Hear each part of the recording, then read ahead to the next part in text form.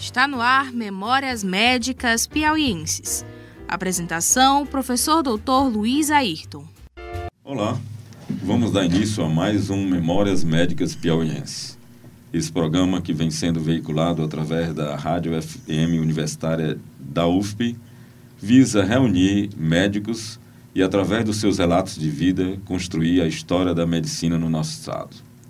Hoje vamos receber um dos médicos mais queridos e conhecidos, o Dr. Benício Parentes Sampaio, que é cardiologista com uma história importantíssima na construção dessa medicina maravilhosa que fazemos aqui na nossa terra.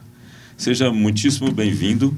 É um prazer enorme estar aqui, Luiz, com você. Prazer participar desse evento maravilhoso. Né? Eu tenho certeza que a escolha do seu nome para estar aqui tem um significado enorme por várias razões. Onde nasce o médico Benício? Quem lhe inspirou? Como foi que isso apareceu, a medicina, na sua vida? Houve alguém?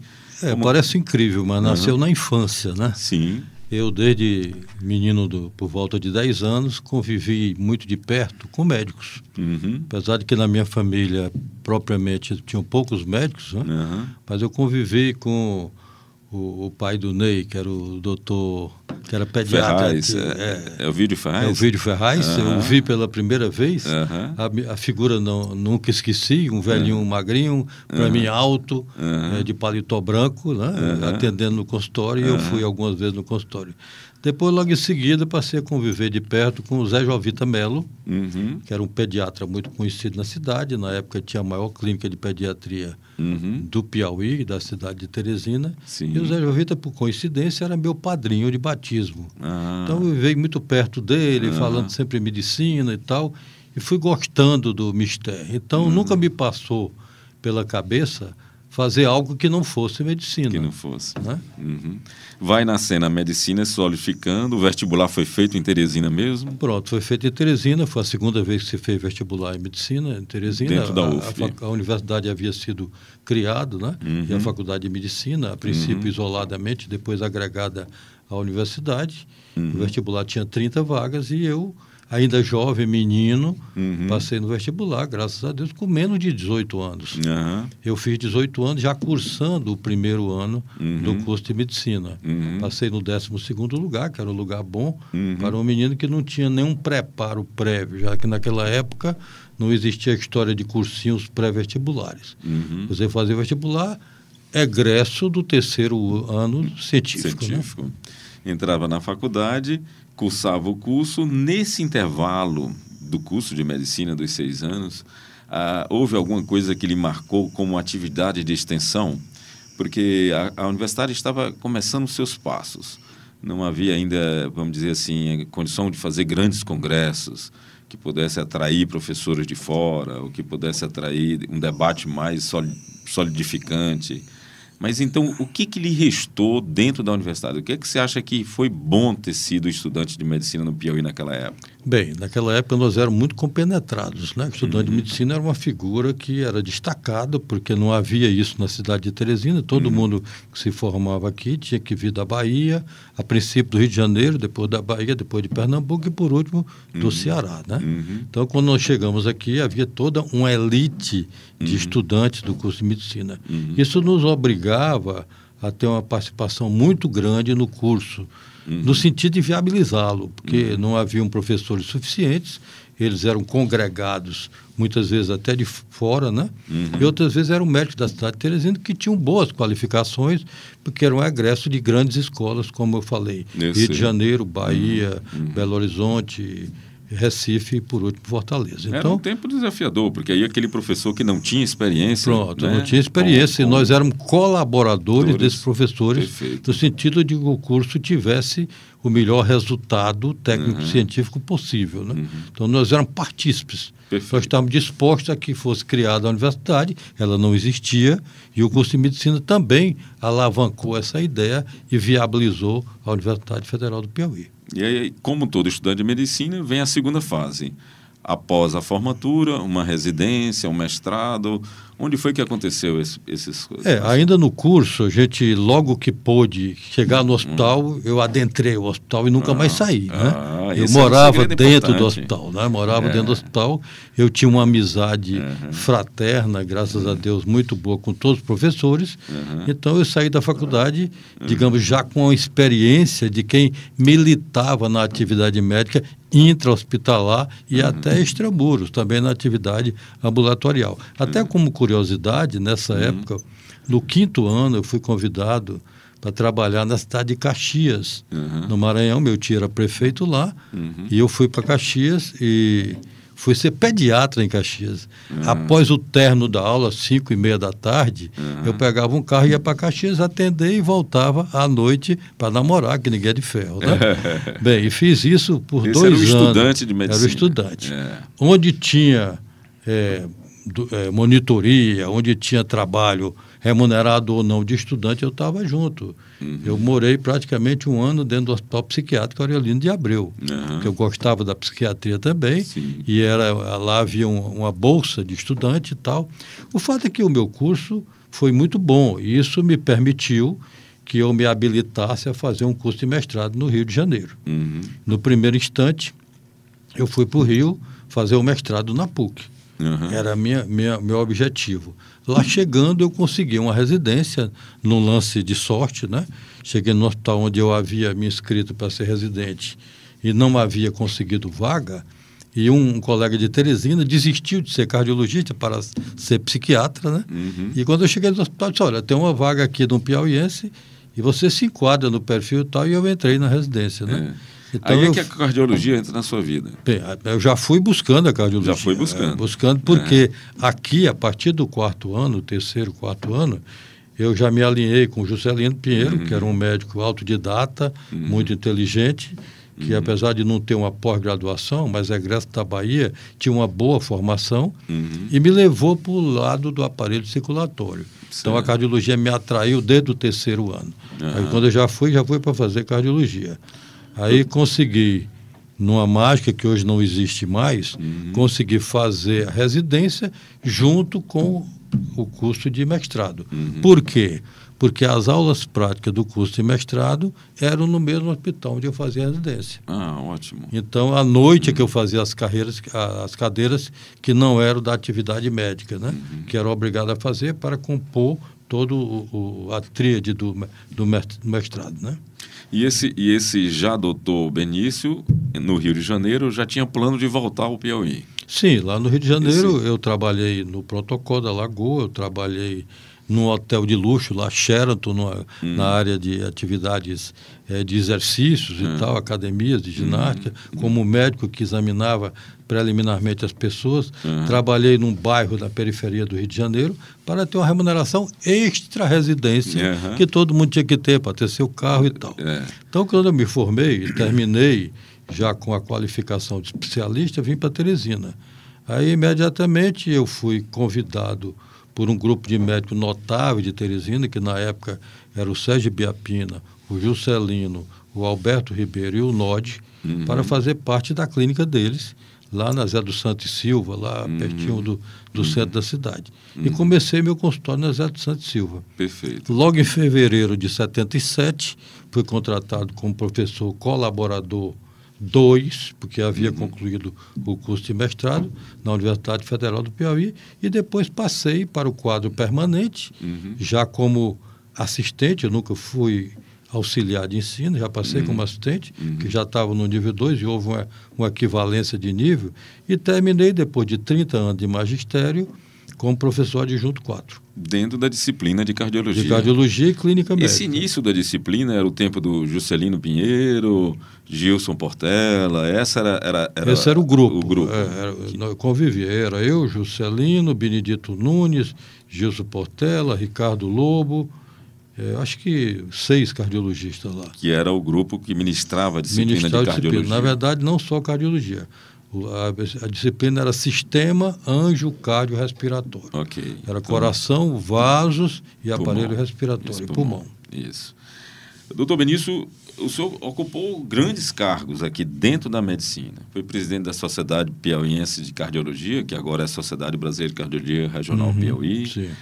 Atualmente, ou recentemente, era presidente da Associação Médica Brasileira Regional Piauí.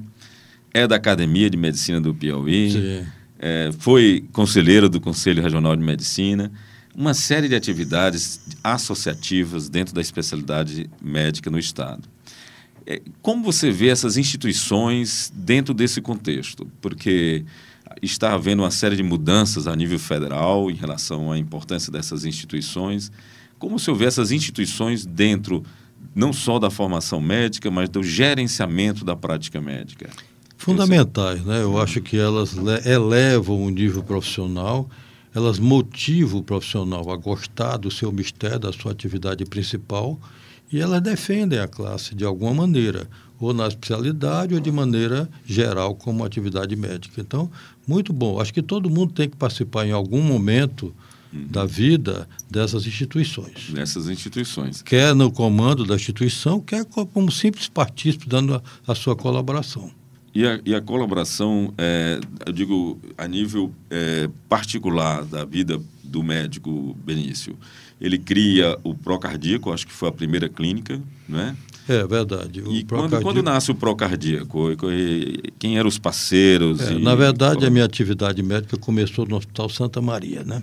Sim. Pra você ter uma ideia, já fazem quase 50 anos, eu faço 50 anos agora em dezembro, não existia em Teresina sequer uma unidade de terapia intensiva. Havia um relato de que a primeira desfibrilação de alguém com uma parada cardíaca havia sido feita na entrada do Centro Cirúrgico do Hospital Santa Maria, que tinha uma pequena unidade de cuidados intensivos, que depois foi evoluindo para ser uma UTI naquela época. Então, lá já trabalhava o Sérgio, já trabalhava o Juscelino, já trabalhava o Nodi, e quando eu cheguei, me agreguei no Hospital Santa Maria, né? Fizemos a UTI. Eu fui chefe da UTI durante muito tempo, fui coordenador da atividade científica do hospital e trabalhei lá por quase uma dezena de anos, até quando chegou a hemodinâmica, que a hemodinâmica veio com um médico vindo de São Paulo para poder fazer a hemodinâmica e viabilizar a cirurgia cardíaca, que era o Moacir Godoy. Então a gente tinha um nível de profissional muito bom no hospital, embora muitas limitações. Quando fizemos a primeira cirurgia cardíaca no Piauí, eu digo que fizemos o grupo, né? Porque eu não sou cirurgião. Nós fizemos com pacientes diagnosticados clinicamente. 2 pacientes com lesões valvares mitrais, diagnosticados na sua gravidade, inclusive de maneira clínica, elementar, apenas com ausculta, com eletrocardiograma, com raio-x de tórax, e um paciente com estenose valvar pulmonar congênita, claro. Então, bem, aí houve o ápice dessa prática da cardiologia acontece exatamente nesse hospital, porque nós chegamos a fazer o transplante cardíaco. Pronto, naquele tempo tudo começou no Santa Maria, né? O São Marco veio numa sequência posterior, porque o São Marco estava voltado mais para a atividade oncológica, né? Era um hospital de câncer, depois virou um hospital geral. Depois adquiriu uma hemodinâmica, já por volta dos anos de uns 35 anos atrás, o Santa Maria já tinha pelo menos 2 anos, e a cirurgia começou no Santa Maria. Veio um grupo de Pernambuco, né? Vieram 3 médicos. E há uma distância grande da cardiologia do estudante Benício. Aquele tempo da ausculta, né, de um raio-x de tórax e mais nada. Com certeza, com certeza. Dizer, então,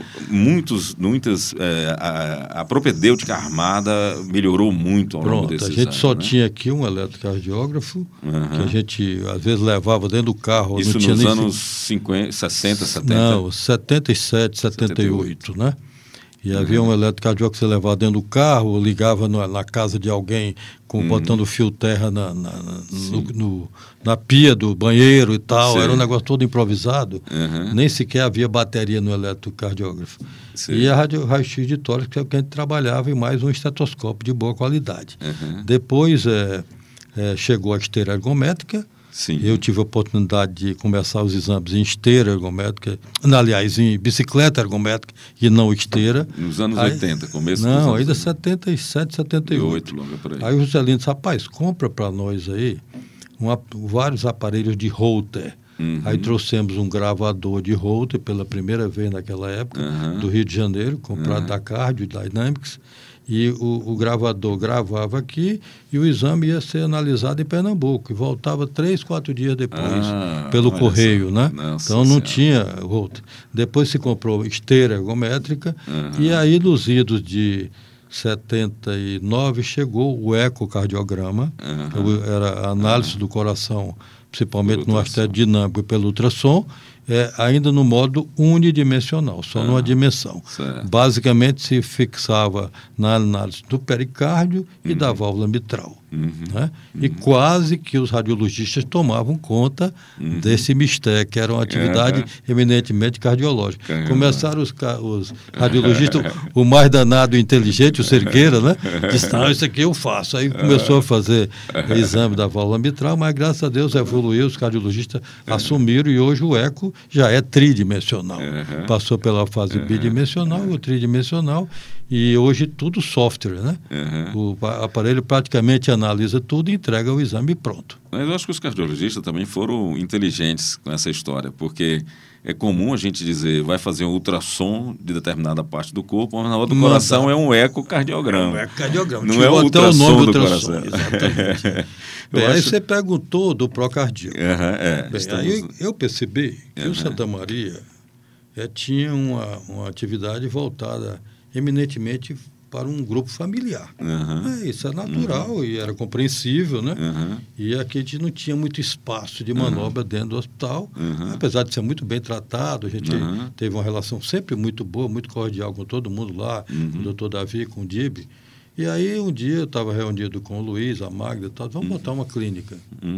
Aí, vamos fazer uma clínica. O meu nome, aí eu trabalhava no Procardíaco no Rio de Janeiro, trabalhei no pronto-socorro e trabalhei no Procardíaco. Vamos botar Procardíaco. Aí criamos o Procardíaco há 37 anos. Já havia aqui a clínica do pronto-socorro, né? Que foi a primeira clínica de cardiologia do Piauí. Certo. Depois veio a do Itamar, que hoje ainda sobrevive as 3, né? Durante um tempo nós evoluímos, saímos de um prédio alugado para um prédio próprio, começamos a botar um serviço de urgência. Perfeito. E chegamos a ter 20 leitos e uma pequena unidade de terapia intensiva com 3 leitos. Depois verificamos que a gente estava pagando para trabalhar, a remuneração não pagava a despesa da atividade de urgência, fechamos a urgência e ficamos só com a parte ambulatorial. Certo.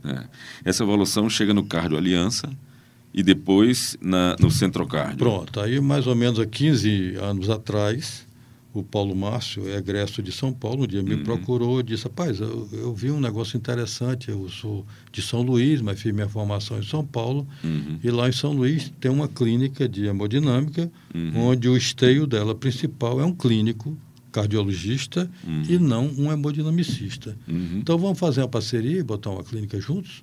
Aí fizemos uma parceria que já duram 15 anos, e aí nós começamos com uma pequena sala de hemodinâmica lá no Hospital de Terapia Intensiva, a antiga Casa Mater, porque era o único hospital privado de Teresina que ainda não tinha hemodinâmica, né? E aí fomos para lá, botamos o serviço, na evolução o hospital foi vendido, nós sempre fomos uma clínica independente dentro do hospital, compramos uma outra máquina de hemodinâmica, hoje a gente tem 2 salas de hemodinâmica e, graças a Deus, nossa clínica faz tudo da mais alta tecnologia dentro da cardiologia. O senhor também tem uma colaboração enorme dentro da saúde pública do Estado. Eu fui primeiro com o prefeito Freitas Neto, né? Certo. Na Fundação Municipal de Saúde. E depois como secretário... Depois aí o Anfrisa assumiu no governo quando eu saí da prefeitura, o Freitas Neto ficou na prefeitura por um tempo relativamente curto, porque houve logo a eleição, ele foi candidato a deputado federal e saiu da prefeitura. Aí o Anfrisa me convidou para a Secretaria de Saúde, fui para o Departamento de Ações Especiais de Saúde, e quando terminou o governo Hugo, depois que o Freitas foi eleito, me convidou novamente para a Secretaria de Saúde. Ah, entendi. Aí então o governador Freitas Neto lhe coloca também como secretário de saúde dele. Pronto, aí eu tive a oportunidade, como secretário de saúde, de ser presidente do Conselho Nacional do Secretário de Saúde por 2 mandatos. Muito bom. Que não concluiu 2, porque saí antes do período de terminar o 2º mandato, que é o CONAS.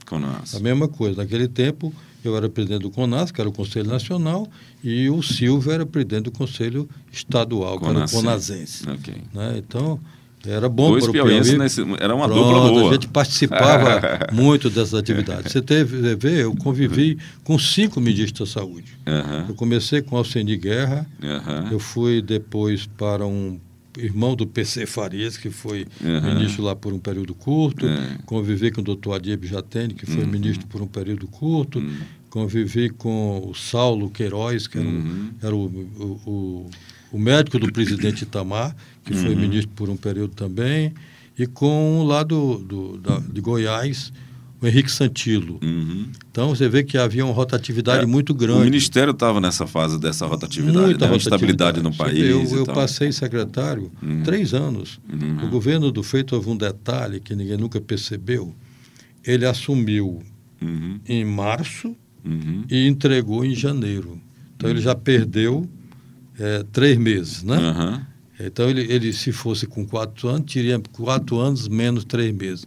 Só que ele saiu para desincompatibilizar para ser candidato a senador, perdeu mais 9 meses. Então, o governo do Freitas, que graças a Deus foi um governo operoso e hoje é tido como governo realizador, só durou 3 anos, infelizmente, né? Porque se tivesse sido um tempo maior, se ele pudesse ter sido reeleito, talvez a história do Piauí pudesse ser contada de maneira diferente. Mas o médico Benício Sampaio também teve uma participação política inevitável de tanto esses contatos e chegou a ser senador. Como foi esse período no Senado? O que a sua experiência como médico poderia ter colaborado para ser esse senador? Como é que você vê isso? Na verdade, quando a gente fica, digamos, operoso e amigo dos que participam da atividade política, você ganha amizade, ganha simpatia e querência por parte deles, né?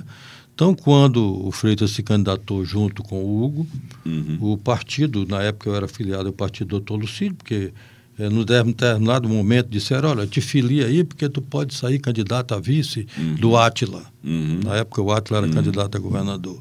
E eu não era filiado a nada, me filiei no partido Dr. Lucídio, que era coligado com o PFL na época. Quando houve a eleição, o doutor Lucídio veio lá e disse, olha, nós vamos indicar os 2 suplentes, o do Freitas e o do Hugo. Você vai ser suplente do Hugo e o Eloy vai ser suplente do Freitas, que era irmão dele. Aí o doutor Lucídio, por que não trocar? Porque minha relação mais próxima era com o Freitas, né? Aí ele disse, não, deixa como tá bom. Todo mundo sabia que era mais fácil o Hugo ganhar a eleição naquela época do que o Freitas Neto, como de fato ele saiu na frente, né? Mas o doutor Lucídio acreditava que os 2 iam ganhar e que o Freitas ia querer ser candidato a governador e o Eloy seria senador por 4 anos, né? O raciocínio político, que não aconteceu. Na verdade, quem saiu candidato a governador foi o Hugo Napoleão, né? Mas aí ele perdeu a eleição, nós perdemos juntos, porque foi a história do poder econômico, depois houve uma ação contra a vitória do Monsanto na oportunidade, que culminou por terminar lhe tirando o mandato e permitindo que o Hugo assumisse já no final do último ano, não, quase do 3º ano de mandato. Né? E eu que poderia ter ficado 4 anos no Senado, fiquei 1 ano e 5 meses, um tempo relativamente curto. Foi uma experiência interessante, não deixa de ser interessante, mas muito desgastante, né? Profissionalmente, né? Você tem um custo, tira o seu tempo da sua atividade médica. Tem um custo técnico-científico, que você perde muito da atividade médica. Tem um custo familiar muito grande, você se afasta dos seus filhos no momento que precisa, da sua família. Afasta assim, você vai para Brasília e volta, mas de qualquer maneira não está no dia a dia. E também se afasta muito da convivência com os colegas, você fica muito isolado lá. Mas, apesar de ser difícil, pra você ter uma ideia, o cara brincava comigo aí, você está no céu, porque o senador lá do Rio de Janeiro, na época, disse, morrer e só é melhor não morrer se for para o Senado, e tá aquela história lá, que não é verdadeira, não era pelo menos naquela época. O presidente do Senado era o Antônio Carlos Magalhães, e depois foi o Ramos Tebet, no período da gente, e o Antônio Carlos simplesmente disse, o senador não é para ganhar dinheiro, é só para trabalhar. E o senador ganhava R$8.000, e já era real, né? Imagina R$8.000, hoje o senador ganha muito mais, também não é um salário do fim do mundo, mas era muito pequeno, e você tinha, no meu caso, que me afastar da universidade e pagar ainda a minha previdência, porque você se afastava sem ônibus e tem que contribuir para a previdência. Então, um momento muito difícil, e eu tinha que fazer a mágica de atender consultório segunda, sexta de tarde e sábado de manhã para complementar o salário. E todo mundo pensando que eu estava vivendo um mar de rosa, né? Não, mas existem outros fatores que agregam ao homem, né? Aí agrega a parte veja que foi um ano e meio, dava para sustentar. E me permitiu, no lance de sorte, aprovar uma lei federal, né? Sim. Eu na época... fui procurado pela Sociedade de Cardiologia, tomei algumas atitudes para atender a Sociedade de Cardiologia, tipo criar o Dia Nacional de Combate e Controle do Colesterol, criar o Dia Nacional de determinada atividade profissional cardiológica e tal. E promovi eventos no próprio Senado com a cardiologia de prevenção, apresentei projetos na área de prevenção da doença cardiovascular, mas aí num lance de sorte eu procurei o CRM, o CFM na época, o federal, e a ideia era criar no Brasil, a exemplo de Portugal, uma entidade única que congregasse a classe médica. Seria uma ordem de médicos, a exemplo do que tem a ordem dos advogados. Você vê, a OAB hoje ela fala e todo mundo ouve. Certo. E os médicos são multi-representados, né? Os médicos são representados no exercício profissional pelo CFM, na atividade científica Associação Médica Brasileira e pelo sindicalismo na atividade trabalhista. E agora as academias pelo país todo que também participam com uma quarta representação, né? Além das sociedades de especialidades. Isso. De qualquer maneira, isso dilui a força política da instituição e da atividade médica. Você acredita que uma ordem poderia reunir todas as instituições? Certeza, como a OAB, fortalecendo só, era uma ordem só. Bem, mas o Conselho não se interessou por essa temática. E eu digo, rapaz, então vamos pelo menos criar uma lei do médico, a exemplo do que tinha a lei do advogado, para poder permitir, com essa lei do médico, que a gente tivesse algum ganho profissional e técnico-científico.